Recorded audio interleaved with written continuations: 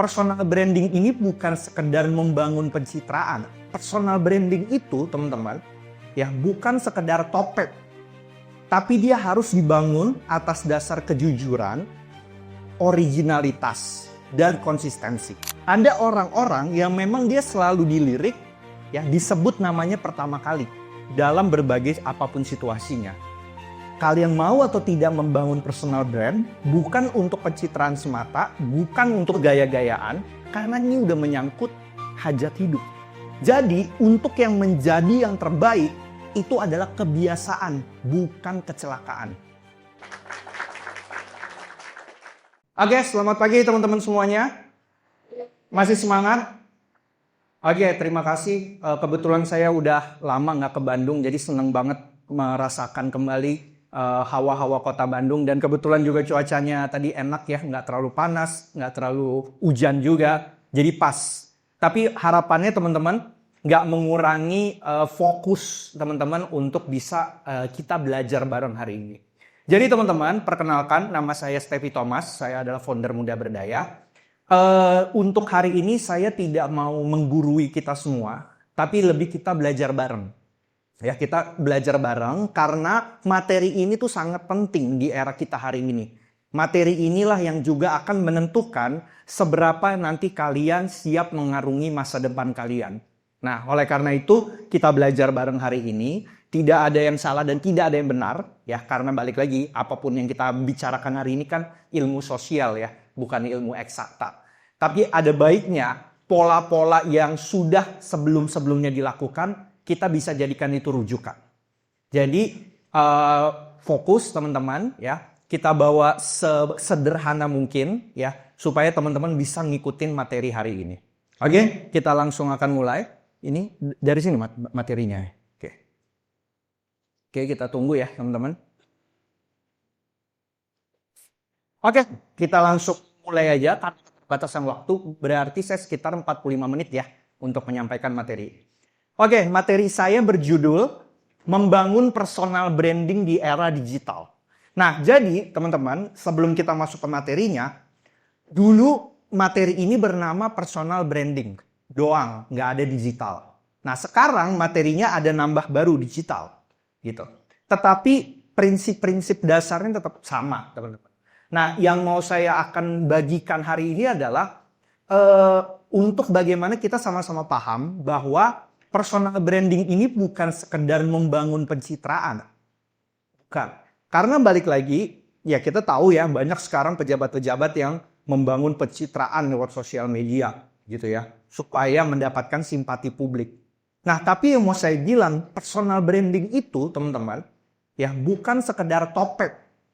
Tapi dia harus dibangun atas dasar kejujuran, originalitas, dan konsistensi. Itu yang mau saya bilang di awal, karena ini poin yang paling penting. Pencitraan nggak akan bisa terbangun kalau nggak jujur, nggak otentik, dan nggak konsisten. Nah, itu paling dasarnya. Karena apa? Ya saya percaya kita semua di sini udah cukup cerdas untuk bisa membedakan, wah yang ini pencitraan doang. Saya rasa anak muda sekarang, apalagi netizen plus 62 ini udah cukup cerdas untuk bisa membedakan bahwa yang ini pencitraan, bahwa yang ini yang jujur. Nah, oleh karena itu, mau teori apapun yang kita akan pelajari hari ini, tapi kalau kalian nggak jujur, kalian nggak otentik atau asli, dan kalian nggak konsisten membangunnya, percuma semua teorinya. Itu yang mau saya bilang di awal. Jadi penting untuk kita pahami dulu, itu adalah syarat supaya kita bisa membangun personal branding yang bagus. Ya, jujur, otentik, konsisten. Nah, oke, kita langsung masuk aja ke bagian pertama. Saya mau nanya dulu ke teman-teman di sini. Pernah nggak ada yang pengen mengunggah konten, terus kalian hapus? Ada? Siapa yang berani tunjuk tangan? Ada? Oh kamu? Nggak apa-apa. Cerita aja supaya untuk kita semua paham. Kenapa kamu hapus? Kenapa? Atau apa materinya? Waktu itu mau aku santai di titik touch masalah day my guys.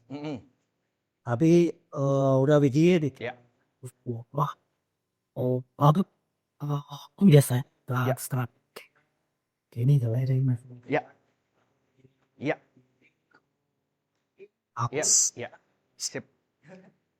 Oke, ya, hampir sebagian orang pernah mengalami itu. Saya pun juga. Ya, kita udah buat kontennya, udah kita upload, nggak jadi deh, gitu. Kenapa? Karena mungkin kita ngerasa kontennya masih ada yang kurang, ya. Jadi kita merasa masih perfeksionis, gitu ya. Yang kedua, mungkin kita takut cringe, ya, takut dibilang aneh, atau mungkin aneh berasa kurang pede aja. Nah, itu yang membuat hari ini trigger itulah yang membuat kita pengen belajar gimana caranya apapun yang kita persiapkan, kita lakukan nanti itu memang benar-benar kita udah pede gitu. Nah, teman-teman, oke. Apa yang akan kamu dapatkan di 45 menit ke depan, ya. Kita akan belajar bareng untuk memahami konsep personal branding dengan sesederhana mungkin. Ya.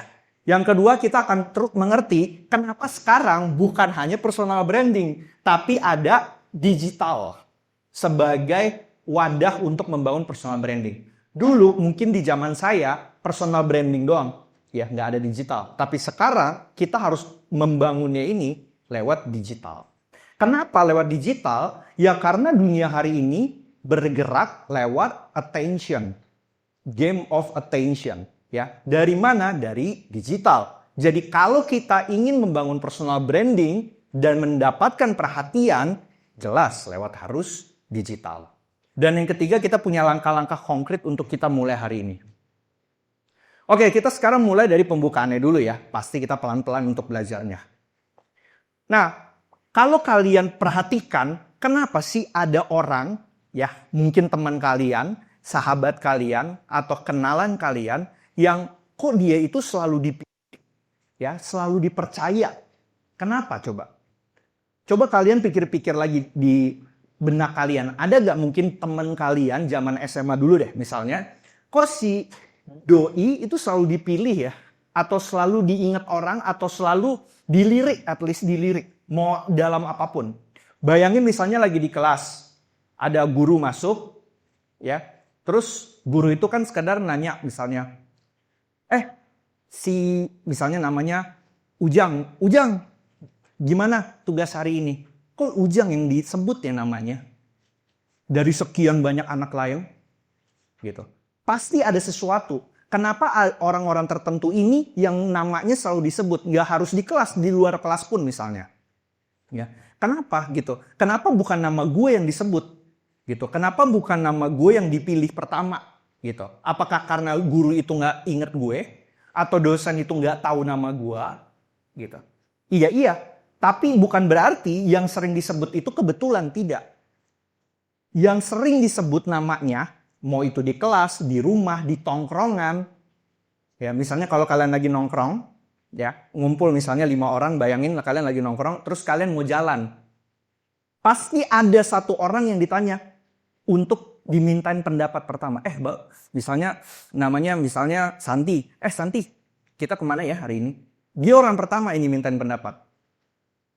Kenapa? Itu pola sebenarnya yang memang bukan terjadi secara kebetulan. Ada orang-orang yang memang dia selalu dilirik, ya, disebut namanya pertama kali dalam berbagai apapun situasinya. Nah, itu semuanya bukan teori acak, tapi itu yang kita bangun, gitu. Mungkin aja orang yang sering disebut namanya juga nggak sadar bahwa dia itu punya personal branding sebenarnya yang membuat nama dia sering kesebut, gitu. Atau minimal sering ditanya, ya, apapun nama dia sering aja diperbincangkan, gitu. Pasti ada di setiap tongkrongan satu nama yang sering diomongin, entah itu baik, entah itu buruk. Pasti, gitu. Nah, kita langsung masuk. Ada beberapa nama, misalnya saya kasih contoh ya, Najwa Shihab. Ya, dia adalah kredibel komunikator. Atau kalau saya mau bilang, kalau saya hari ini ngelempar nama, ya, siapa nama jurnalis perempuan, pasti hampir sebagian besar orang nyebut nama dia. Padahal kan masih banyak yang lain. Masih ada Rosiana Silalahi, Ya, masih banyak teman-teman lain. Tapi kenapa nama dia yang pasti pertama? Atau kalau misalnya kita menyebut content creator storyteller, ya pasti hampir saya bisa pastikan nama Raditya Dika pasti akan menjadi salah satu top of mind. Pasti gitu. Hampir gitu. Kenapa? Ya, karena ada sesuatu yang dia bangun sebelumnya sehingga nama dia yang akhirnya tersebut terus.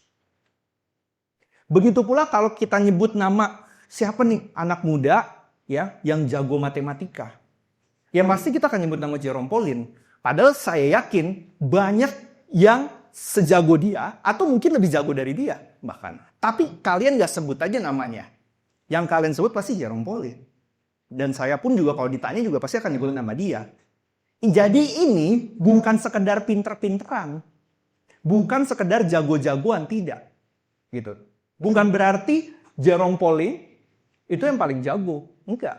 Atau kalau saya nyebut nama aktor, top aktor cowok. Pasti nama yang kesebut antara Reza Radian, Vino G. Bastian. Pasti nama dia. Padahal mungkin banyak aktor lain kan. Tapi pasti nama dia yang akan tersebut. Minimal. Bukan berarti dia yang paling bagus. Bukan berarti dia yang paling bagus aktingnya. Tidak. Gitu. Tapi kita lagi ngomongin nama yang kesebut pertama sama orang-orang. Dan itu tidak terjadi secara kebetulan. Sama aja kalau yang Mbak di depan Mbak. Kalau kita nyebut beli ke warung, Aqua pasti. Ya, hampir sebagian besar dari kita. Padahal yang mungkin kita beli Le Minerale. Pasti gitu loh. Aqua gitu loh. Atau kalau di daerah Sumatera kita mau nyuci motor, pasti kita nyebutnya pakai Rinso. Padahal kan mungkin ada Attack, ada krim ekonomi, tapi selalu dibilang pakai Rinso. Bahkan yang di daerah-daerah Sumatera Medan yang lebih gila, kalau kita mau jalan naik motor, itu kita pasti bilangnya Honda. Naik apa lu ke kampus? Naik Honda. Padahal yang dinaikin mungkin Yamaha. Di sana nggak dibilang sepeda motor, enggak, tapi bilangnya langsung Honda. Gitu. Kenapa? Pasti ada alasan di balik itu semua. Begitu pula kalau di luar negeri ya, ada beberapa nama di sini. Kalau di sini yang suka basket, Steph Curry gitu ya, ada Jennie Blackpink, itu semua adalah orang-orang yang bukan paling hebat, bukan paling jago, ya, tapi mereka adalah orang yang selalu tersebut namanya pertama di bidangnya. Di bidangnya. Itu yang penting di sini. Di sini tadi saya nanya di perjalanan, ya FEB ya, berarti ada jurusan apa aja? Akuntansi, manajemen. Oke? Nah, dua bidang ini, akuntansi dan manajemen. Tinggal kalian seberapa kalau kalian mau benar-benar berusaha ketika kita lagi membicarakan soal akuntansi, ya, neraca laba rugi, income statement, ya, nama kalian yang akan tersebut pertama. Dari sekian banyak angkatan di sini, itu yang harus kalian bangun. Karena itu yang akan menentukan seberapa kalian akan bertahan dan masa depan kalian akan terjamin. Nah, kita langsung masuk aja ke latar belakang konteksnya, teman-teman. Dulu ya, ini saya bandingin dulu dan sekarang. Dulu ya, pencitraan, reputasi itu dibangun di lingkungan kampus dan juga organisasi. Ya, misalnya BEM, ya, salah satunya. Atau dari cerita mulut ke mulut. Atau dari prestasi yang dilihat langsung, atau dari rekomendasi senior atau dosen. Dulu reputasi dibangun dari situ.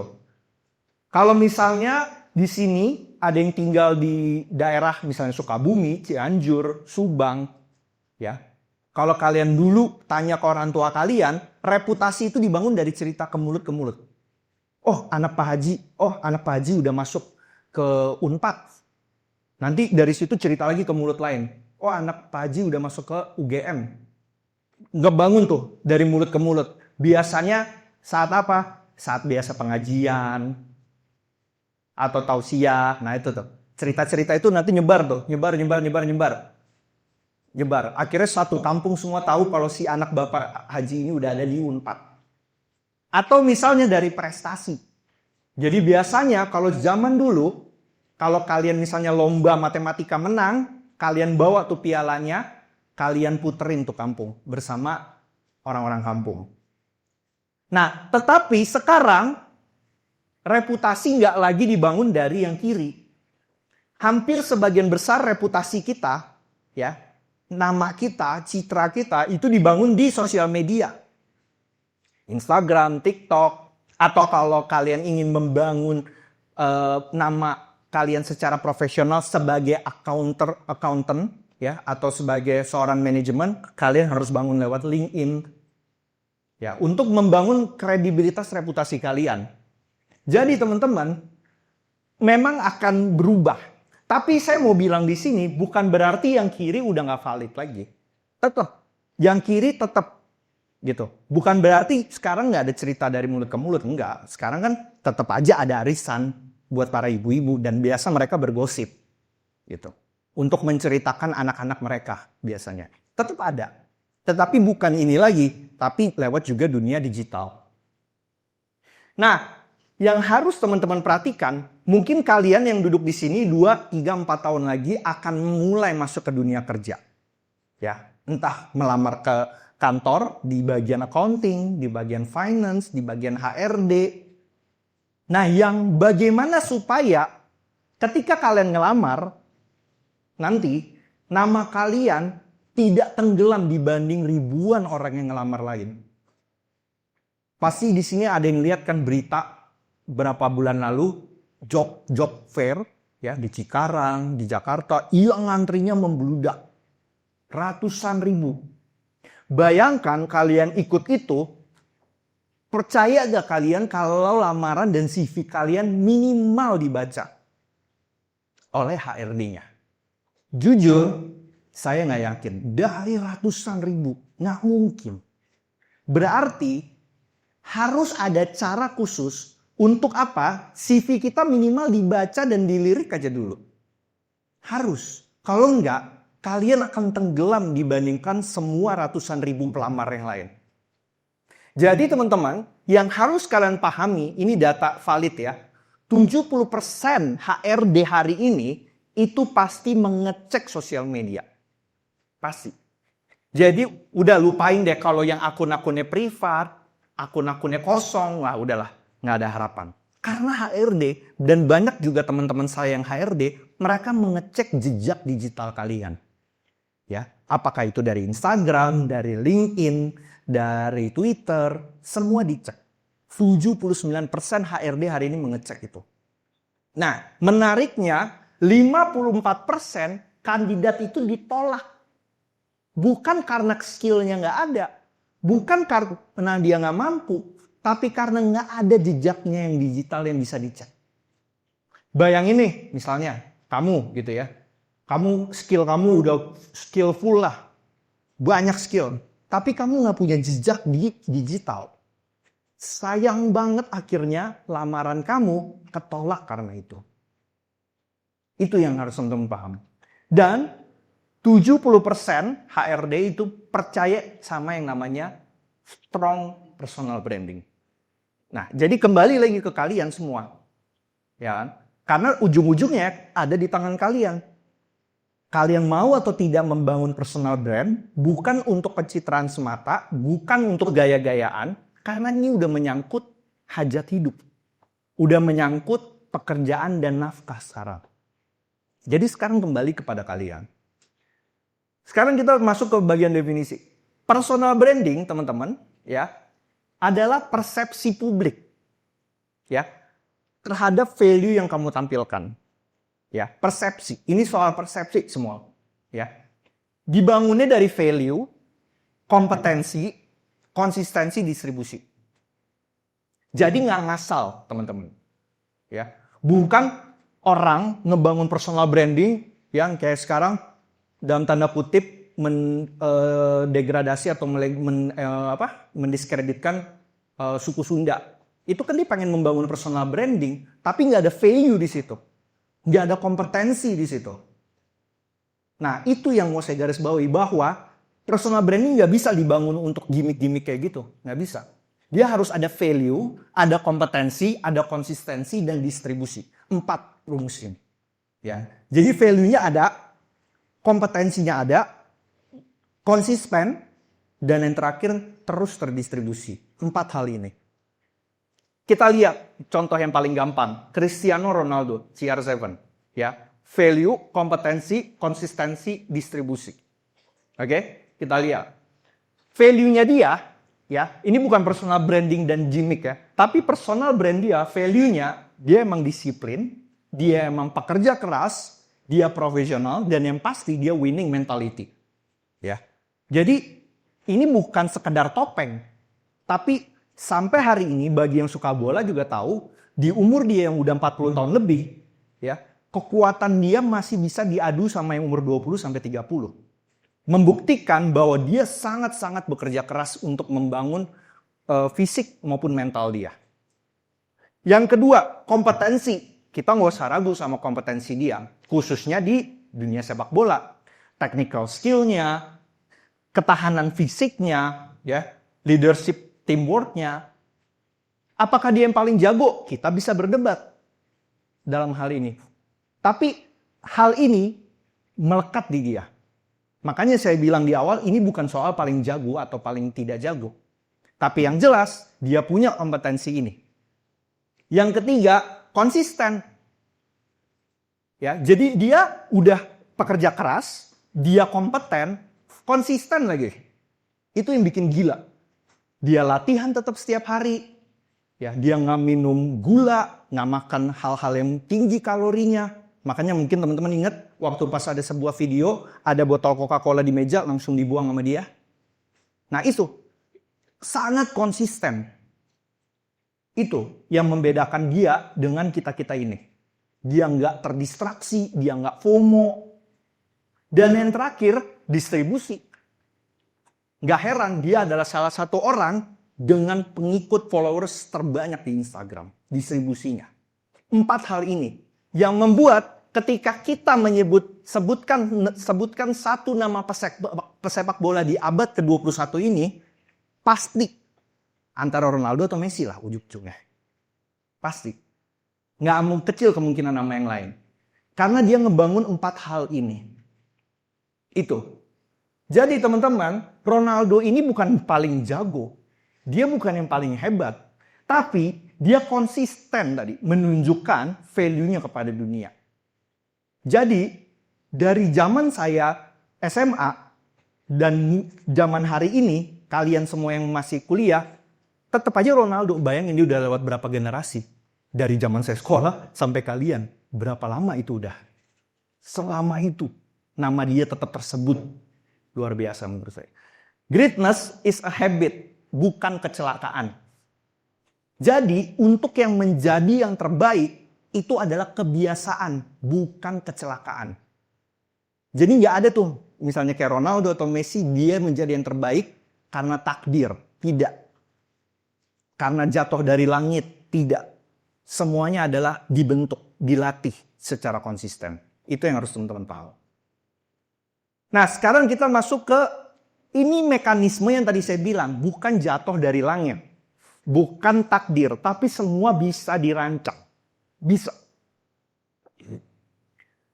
Rumusnya, awareness, consideration, trial, loyalty, advocacy.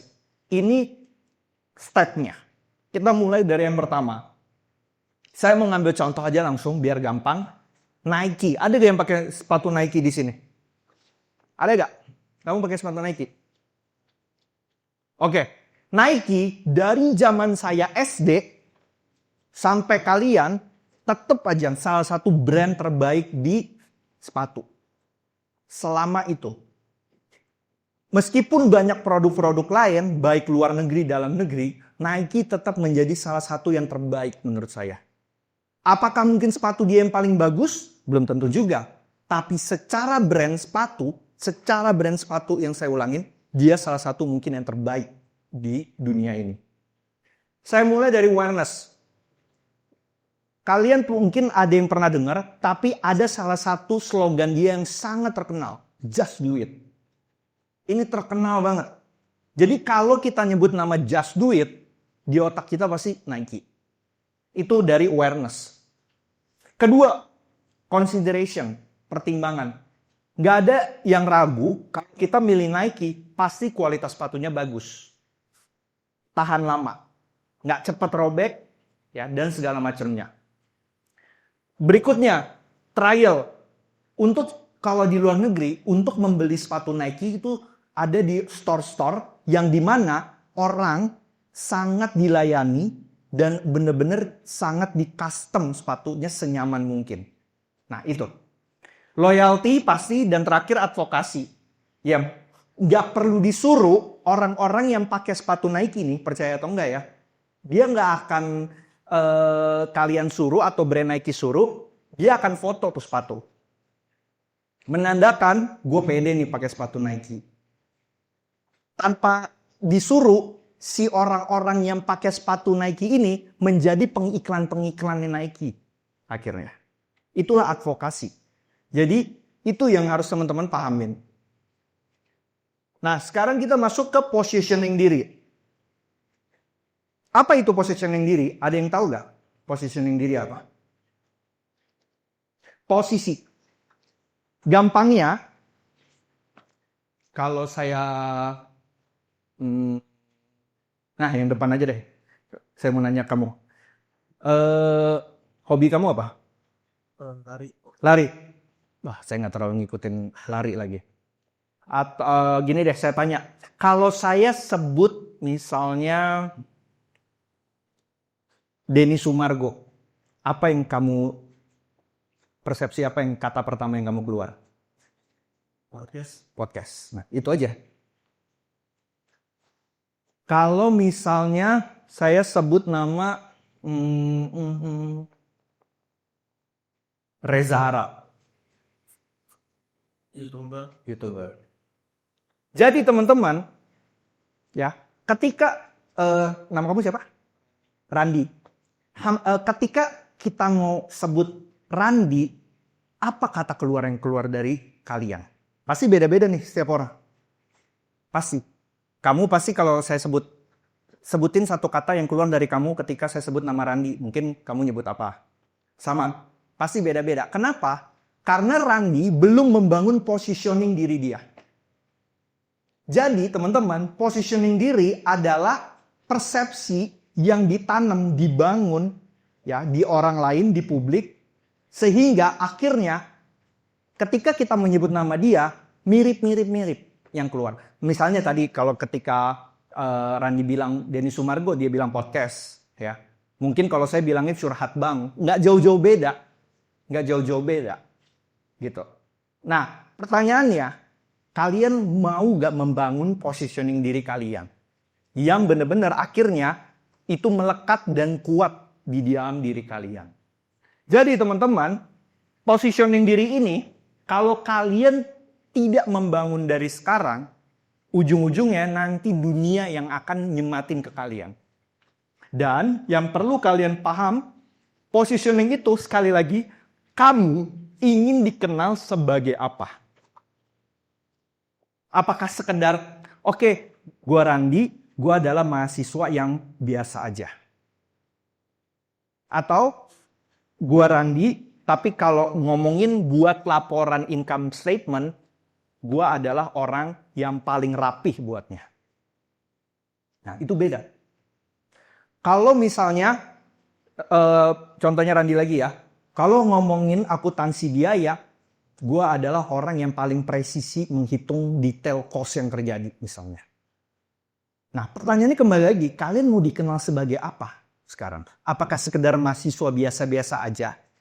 Atau mahasiswa yang pergi kampus pulang ke kosan? Atau sebagai apa? Karena kalau kalian ingin dikenal biasa-biasa aja, jangan berharap nama kalian akan disebut di masa depan nanti. Itu yang menjadi tantangan kita. Nah, apa sebenarnya sih positioning diri ini? Positioning diri tadi, kamu mau dikenal sebagai apa? Oke? Bukan jabatan, bukan jurusan. Jadi bukan misalnya si A dari manajemen angkatan 2023. Bukan. Tapi teman-teman, kalau teman-teman nggak milih, nanti dunia yang akan menebak-nebak siapa diri kalian. Dan ironisnya di dunia digital hari ini, tebakannya sering salah. Misalnya si orangnya adalah ini, ditebaknya ini. Nah, jadi teman-teman, ya, produk tanpa positioning, ya, dia akan cuman di-rak doang, nggak akan dibeli. Sebaliknya juga sama, mahasiswa yang tidak ada positioning, dia akan menjadi mahasiswa biasa yang B aja pada umumnya. Itu kembali lagi. Nah, pertama, sekarang kompetensi. Tadi balik lagi, nggak akan bisa membangun personal branding tanpa kompetensi. Seperti contoh tadi Cristiano Ronaldo, nggak akan bisa. Teman-teman, tanya ke diri kalian sendiri. Kalian merasa jago, atau mungkin nggak usah jago deh. Kalian merasa bisa di mana? Coba kalian lihat diri kalian. Kalian merasa punya sedikit aja kompetensi di mana? Apakah kalian misalnya jago Excel? Atau misalnya merasa bisa bikin presentasi? Atau kalian merasa orang yang punya kemampuan bernegosiasi? Atau misalnya kalian punya kemampuan desain grafis? Atau apapun? Atau kalian jago bongkar-bongkar barang? Jago perbaikin barang? Coba tanya dulu ke diri kalian sendiri. Jangan sampai ya kalian gak punya sedikit aja kompetensi. Kita nggak usah bicara banyak, sedikit aja dulu. Kalian merasa kompeten di mana? Coba kalian pikir-pikir diri kalian, kalian merasa gue punya sedikit keahlian yang kayaknya gue yakin lebih baik daripada orang lain pada umumnya. Itu. Coba kalian mulai dari situ. Pertama kompetensi. Apapun itu yang kalian percaya sedikit aja lebih baik dibandingkan orang lain pada umumnya. Kedua, personality. Kalian mau dilihat orang dengan orang yang kayak gimana sih? Apakah kalian pengen dilihat santai, kocak, ya, lucu, atau kalian adalah orang yang tenang, reflektif, berkarismatik, atau kalian pengen tegas, to the point, atau kalian misalnya rame aja, extrovert. Kalian mau dilihat seperti apa? Coba tapi jangan sampai itu tadi, kembali ke statement saya di awal, kalian tidak jujur sama diri kalian. Kalau saya misalnya dari dulu zaman sekolah, ya, dari saya SMP, SMA, teman-teman saya selalu bilang saya itu passionate. Ibaratnya selalu berapi-api seperti kayak sekarang saya ngomong. Dan itu memang bukan kesengajaan, bukan ketidaksengajaan. Saya sengaja untuk terus membangkitkan energi dalam diri saya. Coba kalian lihat, atau kalau kalian bingung, kalian harus tanya ke orang terdekat kalian atau minimal orang yang paling banyak menghabiskan waktu dalam sehari bersama kalian. Bro, gue ini kalau menurut lo tuh orangnya gimana sih? Misalnya, gue orang yang tenang kah? Gue orang yang karismatik kah? Atau gue orang yang lucu? Atau orang yang cringe? Atau orang yang norak? Nggak apa-apa. Ini netral. Nggak ada yang benar, nggak ada yang salah. Nggak ada yang bagus, nggak ada yang jelek. Coba kalian tanya. Kalian ini orangnya gimana di mata orang lain? Ketiga, perspektif unik. Ya. Kalian ngelihat dunia itu dari sudut pandang yang berbeda daripada orang lain pada umumnya. Contoh, misalnya kalau kalian bingung. Ya. Misalnya kalau kalian di sini anak ekonomi, mungkin nggak bisa membahas soal keuangan dan akuntansi dari sudut pandang seorang anak kos dari rantau provinsi yang jauh. Sudut pandangnya beda. Banyak nih anak akuntansi, anak manajemen di sini. Kalau misalnya kita bahas keuangan, bisa panjang lebar. Tapi bisa gak kalian membahas satu hal terkait dengan akuntansi dari sudut pandang yang paling unik? Yang jarang dibahas. Misalnya bagaimana ya cara menabung yang konsisten buat anak kos tanpa mengorbankan uang jajan dan makan sehari-hari. Nah, misalnya gitu. Kasih sudut pandang unik, sekali lagi unik. Gitu. Jadi teman-teman, itu ya, saya ulang sedikit kompetensi, personality, ya, dan perspektif unik. Itu yang harus kalian perhatikan dalam positioning diri. Sekali lagi, teman-teman, positioning yang kuat, itu kombinasi 3 hal tadi. Kompetensi, ya teman-teman, perspektif unik, ya, dan benar-benar value yang kalian tampilkan. Nah, dari tadi kita ngomong-ngomong gini, kenapa ini penting sih sekarang pertanyaannya? Kenapa materi ini ya menjadi penting untuk dibahas dan kita perbincangkan hari ini? Tadi 80% orang HRD sekarang mengecek jejak digital kalian. Sekarang teman-teman, kompetisi kita udah global. Di sini bukan kalian yang saingan lagi sekarang. Bukan si A saingan si B, saingan si C, bukan. Tapi sekarang persaingan itu bukan hanya teman seangkatan, bahkan sekarang persaingan udah lintas global. Kalian akan saingan sama freelancer dari luar negeri untuk ngerjain satu project. Bahkan yang lebih gila, persaingan sekarang bukan hanya melawan manusia, tapi juga melawan artificial intelligence. Sekarang kompetisinya udah nggak ada lagi batas. Ya, semuanya bisa. Dan yang ketiga, AI bikin value manusia harus lebih jelas. Kalau saya mau bilang, bagaimana kalian bisa nanti memanfaatkan artificial intelligence untuk bisa bikin tadi personal branding atau value kalian lebih jelas lagi. Dan yang terakhir, kita sekarang adalah attention economy. Semua digerakkan oleh perhatian. Semua. Lihat aja, hari demi hari, minggu demi minggu, ganti-gantian aja tuh siapa yang jadi top berita. Minggu lalu kita ngomongin Sumatera. Minggu ini kita ngomongin yang tadi penghinaan suku Sunda. Minggu depan beda lagi. Sekarang kita adalah benar-benar game of attention. Siapa yang bisa mendapatkan perhatian paling banyak. Nanti minggu depan beda lagi. Lihat saja. Karena sekarang dunia berputar lewat itu. Dengan segala kepentingannya. Dengan segala maksud-maksud apa yang terjadi di balik itu semua. Semuanya kayak gitu. Oke? Sekarang kita masuk ke digitalnya.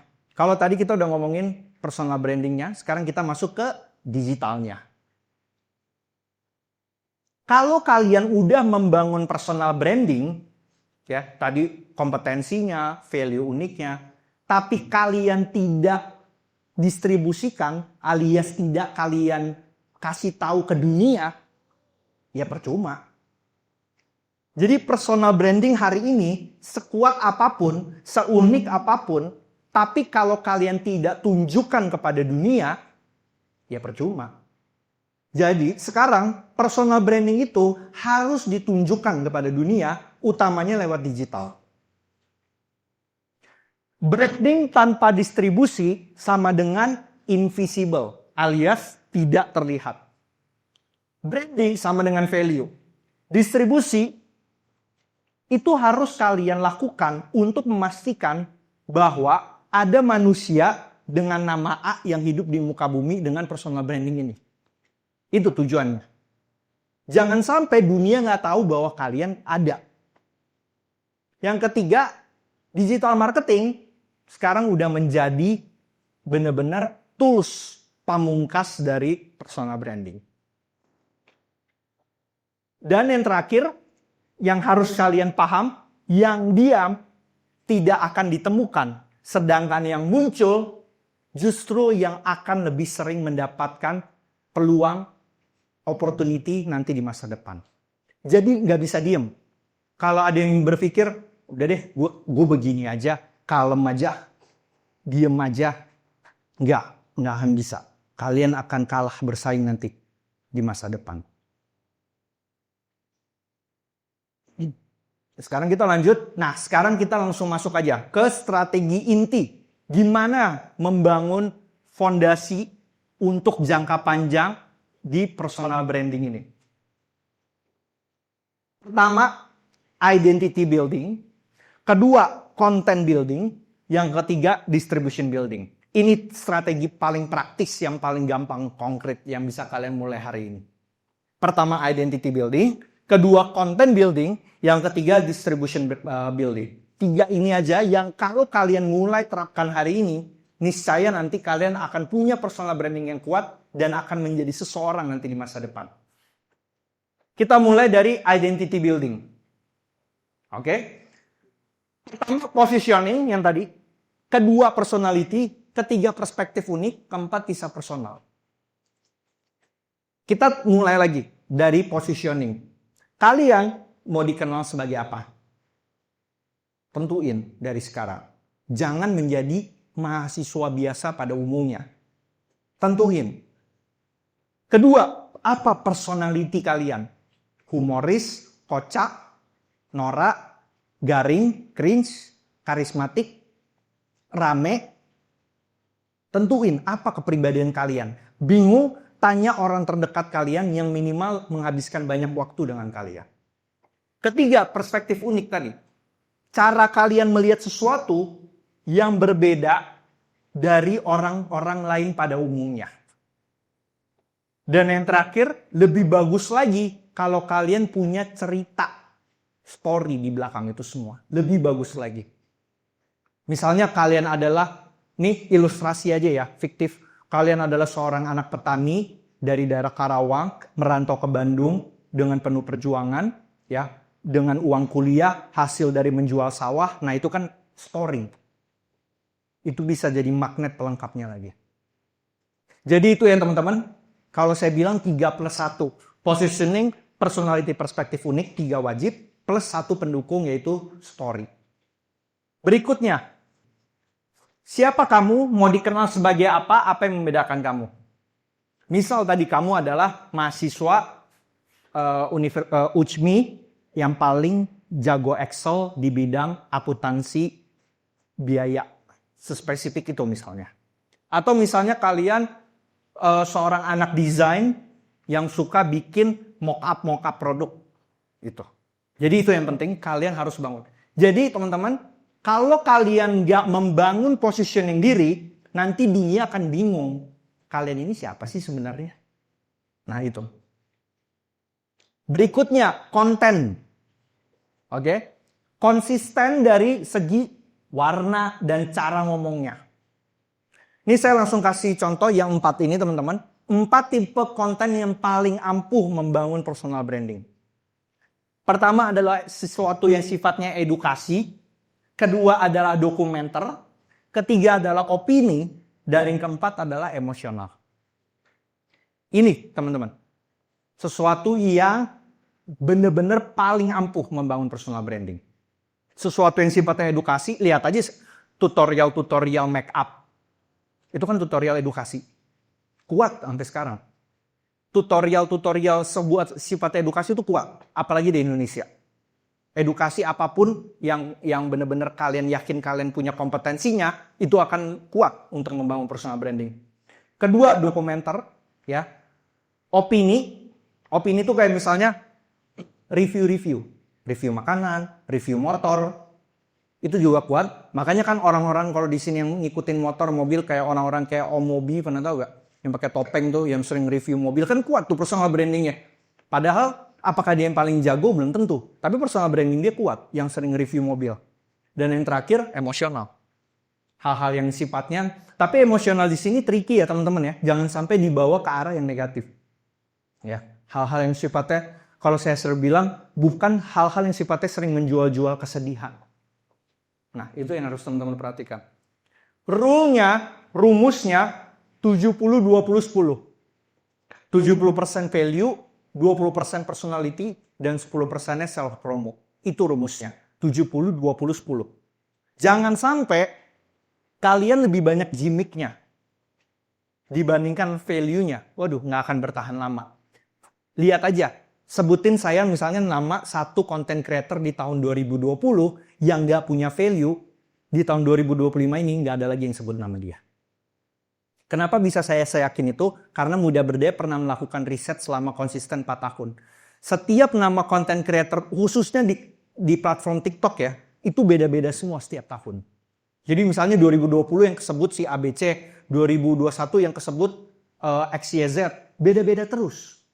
Kenapa? Karena nggak ada value. Beda dengan nama-nama yang kayak misalnya tadi Najwa Shihab, Raditya Dika, yang nama dia udah 15-20 tahun sampai sekarang masih konsisten. Itu yang harus teman-teman. Jadi 70% tetap harus value. Harus value. Kalau kalian ingin bertahan. Berikut ya, yang terakhir distribution building. Tadi ya saya ulang ya 3, identity building, content building, distribution building. Bagaimana sekarang di distribusi value kamu ditemukan oleh orang-orang. Oke? Jadi teman-teman, misalnya kalian harus muncul di sosial media, nggak bisa nggak muncul. Misalnya kalian sering upload di Reels, ya, atau bikin cuitan di X, atau bikin portofolio di LinkedIn. Kalau saya kurang begitu aktif di sosial media Instagram ataupun juga TikTok. Tapi saya sering menulis rajin di LinkedIn. Jadi kalian tinggal pilih apa platform yang paling nyaman buat kalian. Kalian harus muncul secara distribusi.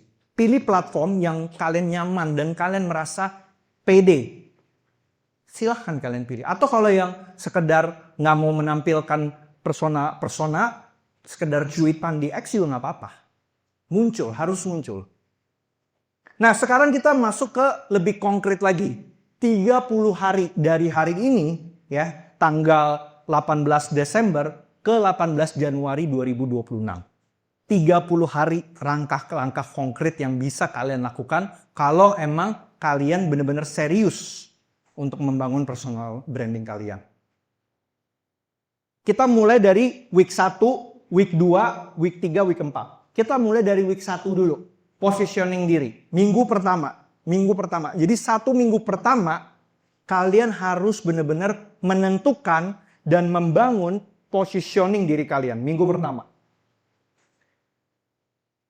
Caranya gimana? Kita lihat bareng-bareng. Fokus minggu pertama, ya, nggak usah mikirin kontennya dulu. Nggak usah dulu. Tapi jelasin dulu, gua ini siapa sih? Dan gua mau ngapain? Jadi nggak usah mikirin kontennya dulu. Kenapa? Karena mungkin banyak dari kita yang bahkan kalau ditanya gua ini siapa, belum tentu bisa jawab. Belum tentu. Jadi percuma membangun personal branding, tapi kalau kalian aja nggak kenal sama diri sendiri. Jadi kenal dulu sama diri sendiri, gue ini siapa? Dan gue mau ngapain ke dunia? Itu. Misal, kalian rapihin nanti bio kalian. Misalnya, mahasiswa biasa yang lagi nyari cuan, anak akuntansi, anak finance, yang sering membagi tips ngatur duit ala anak kos. Misalnya itu, contoh. Nah, aktivitas praktisnya, ya, kalian bisa tuh rapihin tadi. Gue mau dikenal sebagai apa, gue paling jago ngerti di hal apa, dan gue bisa bermanfaat buat orang lain itu di hal apa. Itu. Jadi tentuin dulu positioning diri. Ya. Dan alangkah baiknya, ini tips dari saya, labelnya itu 3 kata atau maksimal 4 kata. Contoh, finance savvy student atau kalian adalah career ready student. Ya. Itu. Jadi kuat personal brandingnya. Minggu kedua, tadi udah ya, minggu pertama positioning diri. Minggu kedua, 12 value content. Nah, sekarang baru deh mulai bikin stok konten. Jadi kalau tadi minggu pertama bangun positioning, minggu kedua mulai kumpulin stok konten. Ya. Perhatiin baik-baik teman-teman, targetnya udah bikin 12, makanya kita bilang 12 konten sederhana ya per kategori. Ingat di slide sebelumnya. Kategori apa? Edukasi, dokumenter, opini, emosional. Kan tadi udah tuh kategori-kategori yang cukup sangat kuat mengenai personal branding. Saya ulang, edukatif, dokumenter, opini, emosional. Jadi per kategori, ya, per kategori kalian buat 3, 3, 3, 3. Jadi 3 dikali 4, 12. Jadi kalian buat 3 konten edukatif, 3 konten dokumenter, 3 konten opini, dan 3 konten yang emosional. Buat aja dulu. Buat dulu. Contoh, kita lihat contohnya ya. Tadi, positioningnya misalnya anak psikologi. Tadi. Dia buat konten edukatif, 3 alasan otak lu gampang overthinking sebelum presentasi. Edukatif.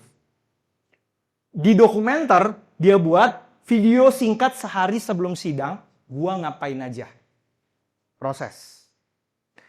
Di opini, dia buat, menurut gua, nilai IPK itu penting, tapi bukan segalanya. Dia ngasih pandangan opini dia pribadi. Dan yang terakhir, ya di emosional, dia buat capek jadi tempat curhat semua orang, tapi nggak ada yang nanya, lo sendiri gimana? 4 kategori kebuat semua tuh. Edukatif, dokumenter, opini, emosional. Buat 3, 3, 3, 3 masing-masing kategori. Makanya 12 value content. Itu fokus minggu kedua. Minggu ketiga, sekarang konten yang udah dibuat di minggu kedua baru deh diposting. Jadi kalian gak akan tadi balik ke awal, gak akan merasa cringe, gak akan merasa gak pede, karena udah mateng di week keduanya. Kalian posting, ya, dari situ akan kelihatan mana yang paling banyak dapat favorit, dapat likes, di-save orang, atau di-suka orang, atau dikomentarin orang.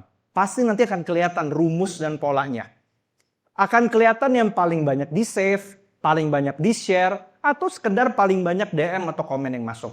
Apakah itu yang opini, atau yang dokumenter, atau yang emosional, pasti nanti akan kelihatan polanya. Nanti dari situ, yang perlu kalian paham, kalian bukan mencari yang paling viral. Gak usah dulu mikir, wah konten gue yang bikin gue terkenal. Gak usah dulu. Tapi di minggu ketiga ini, kalian mencari konten apa yang disukai oleh followers gue. Itu dulu aja. Jadi bukan mencari apa yang viral nanti, enggak. Tapi konten apa yang paling followers gue itu minatin dari diri gue. Dan yang terakhir, week keempat, minggu keempat adalah iterasi dan komunitas kecil. Dari komen-komen yang nanti masuk, likes yang masuk, kalian bales. Kalian ucapkan mungkin terima kasih, kalian mungkin minta pendapat kritik dari mereka apa yang mungkin bisa diperbaiki ke depannya. Jadi bangun interaksi dua arah. Untuk mereka-mereka yang udah mengapresiasi konten kalian, atau bahkan mengkritik konten kalian. Jadi kasih apresiasi. Jadi itulah iterasi. Jadi seluruh orang-orang yang udah mengapresiasi dan mengkritik konten kalian, kalian sapa balik. Melalui message, melalui komen balik. Itu iterasi dan komunitas kecil. Nanti akhirnya ujung-ujungnya akan terbentuk nanti circle-nya. Dari sini. Jadi teman-teman, itu ya 4 minggu bagi kalian yang pengen benar-benar mau mulai pelan-pelan membangun personal branding. Jadi minggu pertama, tadi ya teman-teman, minggu pertama kalian adalah membangun positioning, minggu kedua adalah 12 value content, minggu ketiga adalah posting dan analisis, dan minggu keempat adalah iterasi dan membangun circle dari situ. Nah, sekarang masuk ke bagian karena udah mau habis, tantangannya kalian. Tadi semua ilmunya udah kita belajar bareng-bareng. Ya, teori-teorinya itu semua udah kita belajar bareng. Tapi pasti ada tantangan. Nggak mungkin semuanya semulus jalan, nggak mungkin.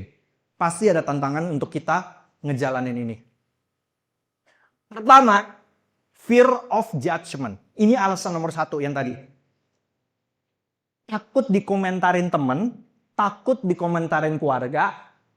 Ada nih suara-suara di kepala kalian nih misalnya. Ntar gue dibilang sok pinter lah, sok paling-paling lah. Itu.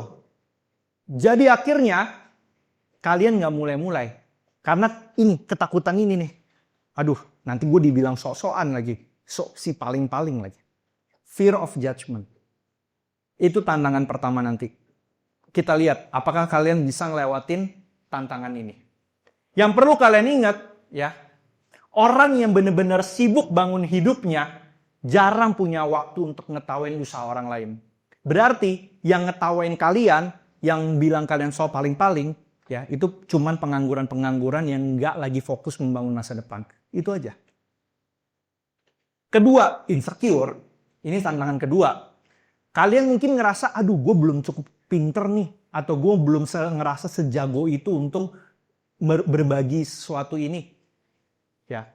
Sekali lagi, udah saya bilang tadi di awal. Personal branding itu bukan soal yang paling-paling jago. Enggak teman-teman. Tapi siapa yang mau berbagi. Ya tadi, contohnya udah ada semua tadi. Bukan berarti Cristiano Ronaldo mungkin yang paling jago. Bukan berarti mungkin Najwa siapa yang paling jago. Ini bukan soal jago-jagoan. Jadi jangan pernah merasa kalian belum cukup pintar. Atau belum cukup jago. Kalau kalian mau berbagi, berbagi aja. Dan kalian merasa itu bisa bermanfaat buat orang lain, lakukan. Setidak-tidaknya, kalian dapat pahala kok.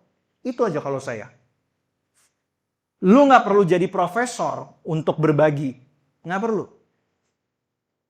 Berikutnya yang ketiga, perfeksionis. Nah ini juga sering nih. Saya pun juga ngalamin waktu itu. Dari nunggu lighting pas, nunggu kamera, nunggu ini, nunggu itu semuanya. Aduh, gak mulai-mulai deh. Yang paling penting bukan estetika teman-teman di awal. Konsisten aja dulu. Konsisten aja dulu. Nggak usah mikirin harus paling estetikan dulu. Yang penting konsisten aja dulu. Yang keempat, nah nggak konsisten. Cuman fokus di estetika, tapi akhirnya nggak konsisten. Ini tantangan berikutnya. Dan yang berikutnya juga, nah ini kurang perspektif unik. B aja. Ya. Karena di YouTube udah banyak yang bahas, di TikTok udah banyak yang bahas, jadi kalian merasa nggak ada perspektif unik yang bisa kalian tampilkan. Dan yang terakhir, kurang distribusi, bikin doang, tapi disimpan di handphone. Nggak di-post ya sama aja bohong. Sama aja bohong. Jadi nggak didistribusikan. Oke teman-teman, kesimpulan dan recap dari materi hari ini ya, kesimpulannya teman-teman. Ya, kita coba rangkum hal-hal yang bisa kalian bawa pulang dari sesi siang ini.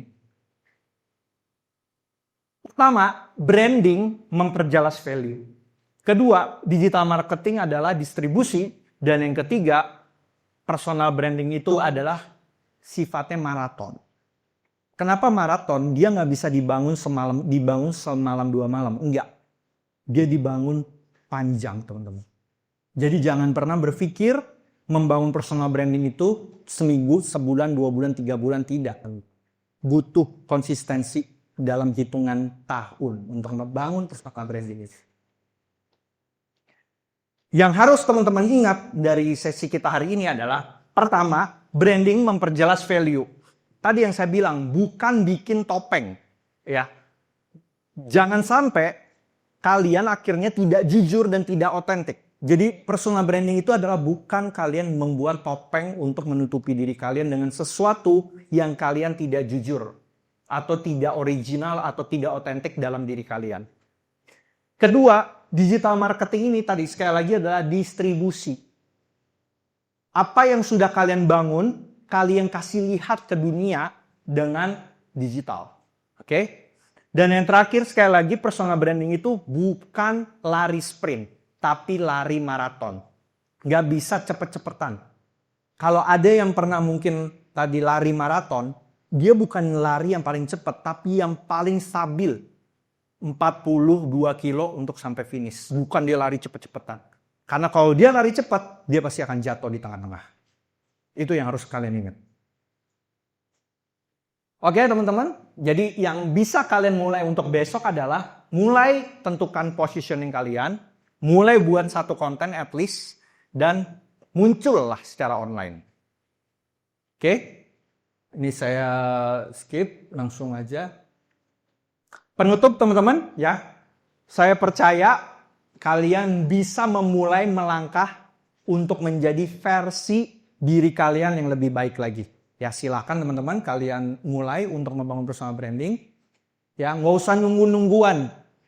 Nggak usah nunggu-nunggu, oh si ini belum mulai, si itu belum mulai. Ya nggak bisa. Yang menentukan masa depan kalian, diri kalian sendiri. Jadi nggak usah kalian nunggu-nunggu orang lain. Selama kalian sudah siap, secara mental, secara batin, mulai aja. Oke? Itu aja dari saya teman-teman. Saya ucapkan terima kasih ya. Saya berharap materi ini sedikit aja bisa menambah pengetahuan kalian. Dan saya percaya materi ini kalau kalian mulai praktekin hari ini, itu akan menentukan masa depan kalian. Nama saya Steffi Thomas. Terima kasih. Mohon maaf kalau ada kesalahan kata. Saya kembalikan lagi ke MC. Nih.